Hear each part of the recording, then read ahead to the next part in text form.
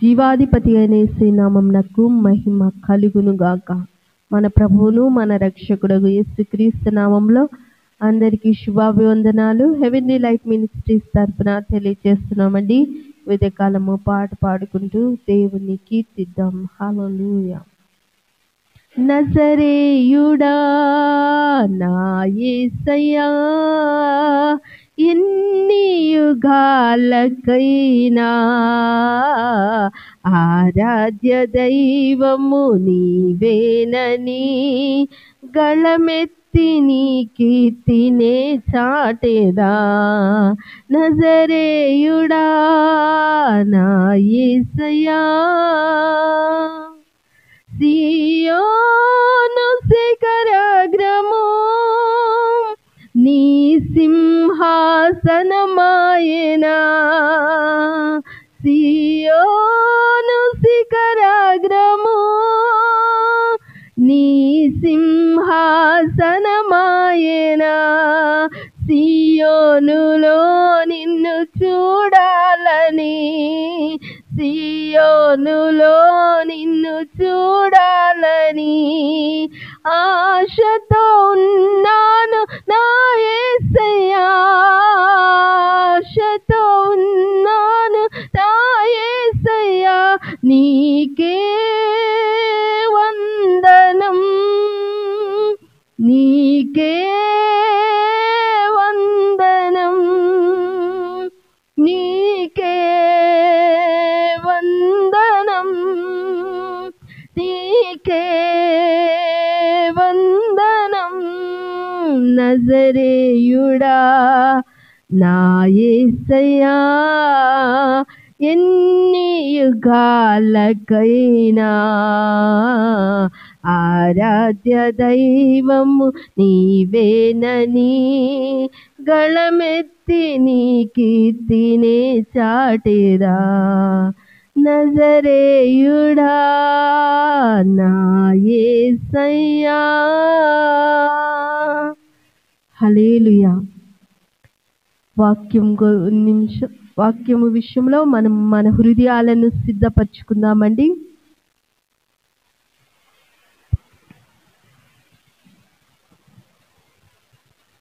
హల్లెలూయా.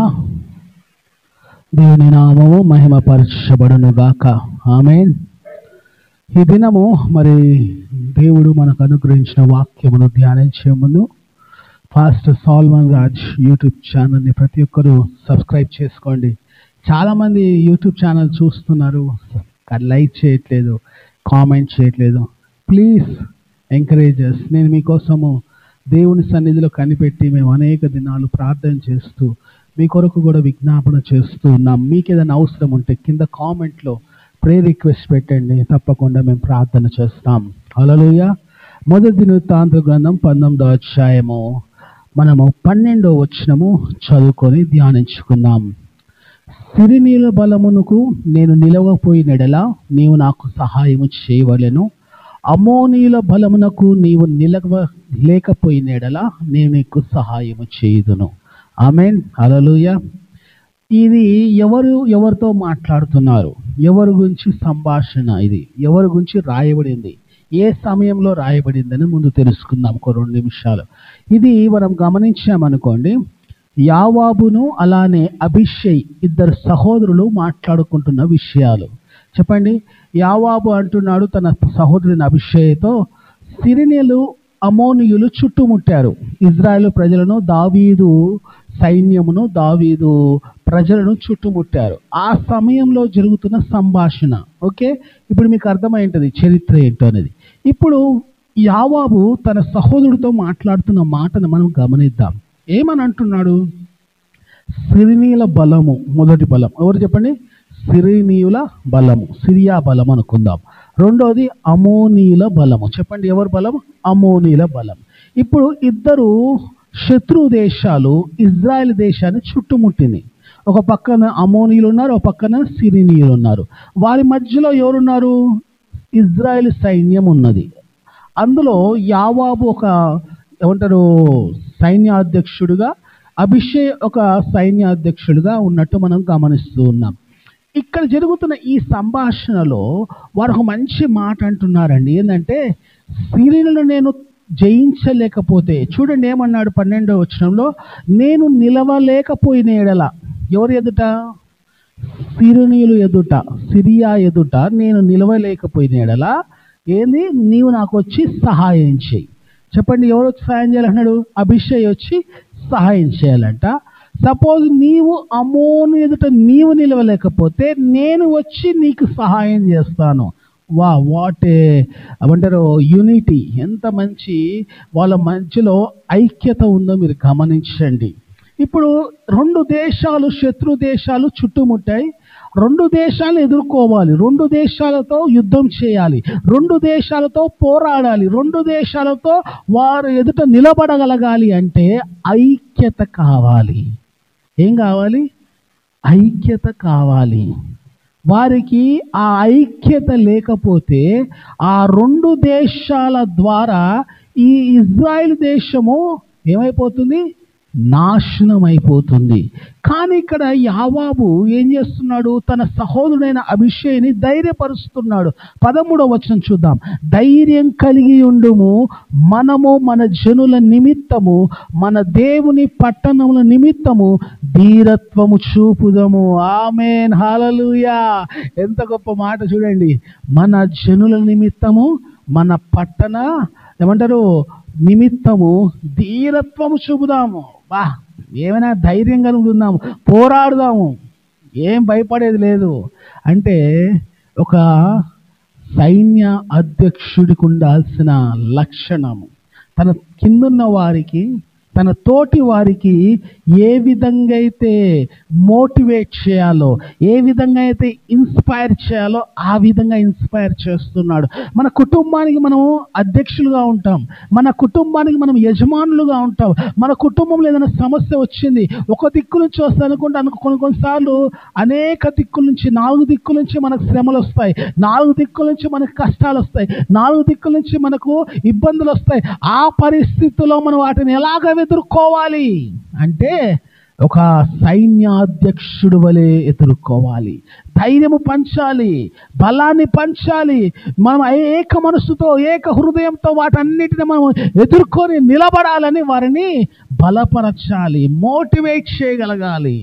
ఇక్కడ అదే చేస్తున్నాడు యావాబు.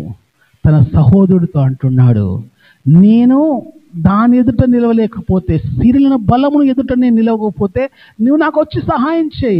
నీవు అమ్మోని ఎదుట బలము ఎదుట నువ్వు నిలవకపోతే నేను వచ్చి సహాయం చేస్తాను. చూడండి, నువ్వు వారిని ఎదుర్కో, నేను వీరిని ఎదుర్కొంటాను. ఎదుర్కొనేటప్పుడు మనము నిలవలేని పరిస్థితి వచ్చినప్పుడు ఆ టైం నువ్వు వచ్చేంది, నాకు సహాయాన్ని చెయ్యి. ఆమేన్.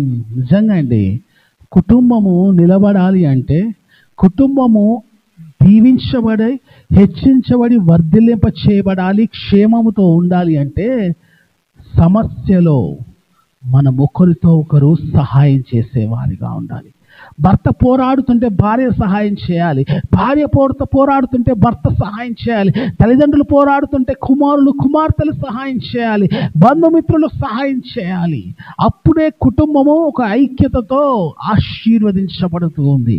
కింద మాట మీరు చూడండి, ధైర్యము తెచ్చుకో, అధైర్యపడకు అని చెప్పాలి. కానీ మనం ఏం చేస్తాము? ఎవరైనా పోరాడుతుంటే ఇంకెంతకాలం పోరాడుతావు? పోరాడి ఏం సంపాదించావు, ఏం కూడబెట్టావని నిరాశ మాటలు మాట్లాడుతుంటాం, నిర్లక్ష్యపు మాటలు మాట్లాడుతుంటాం. ఇంతమందితో మనం యుద్ధం చేయలేమన్నాడా?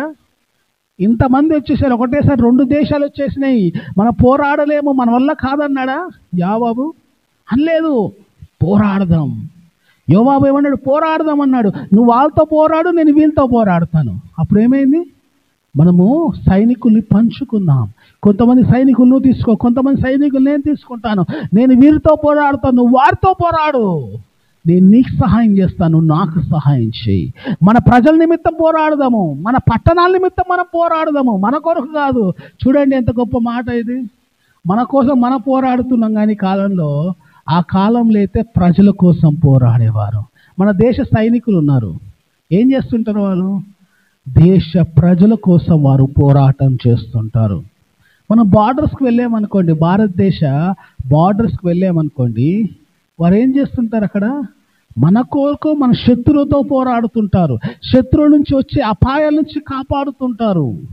వారి ఏకత్వంతో వారు పోరాడుతుంటారు, ఒకరికొకరు సహకరించుకుంటారు, ఒకరికొకరు సహాయం చేసుకుంటారు. కాబట్టి దేశము క్షేమముతో ఉంటుంది, దేశము సంపదతో ఉంటుంది, దేశము సమృద్ధితో ఉంటుంది, సమాధానంతో ఉంటుంది, శాంతితో ఉంటుంది. అలానే కుటుంబంలో కూడా భార్య భర్తలు పోరాడుతూ ఉండాలి. భర్త పోరాడుతుంటాడులే, నాకేం అవసరం, ఆయనదే కదా బాధ్యత, నా పని ఏంది వండి పెట్టడమే, నా పని ఉంది చూసుకోవటమే కాదు. భర్త పోరాడుతుంటే భార్య సహకరించాలి, ఎంకరేజ్ చేయాలి, సపోర్ట్ చేయాలి, మోటివేట్ చేయాలి, ఇన్స్పైర్ చేయాలి. కానీ డిస్కరేజ్ చేయొద్దు, డిస్కరేజ్ అస్సలు చేయకూడదు. భార్య ఏదైనా పని చేస్తున్నప్పుడు ఎంకరేజ్ చేయాలి. నువ్వు చేయగలుగుతావు, నీ వల్ల అవుతుంది, మనం సాధ్యపరచబడుతుంది, మనం దీవించబడతాం నువ్వు చేసే పని వల్ల అని ఎంకరేజ్ చేయాలి. కానీ ఎంకరేజ్ చేయబడడం కన్నా డిస్కరేజ్ చేసేవారు ఎక్కువగా ఉన్నారు. మన ఫ్యామిలీ కొరకు మనం పోరాడాలి, మన ఫ్యామిలీ మన హౌస్ కోసం మనం పోరాడాలి.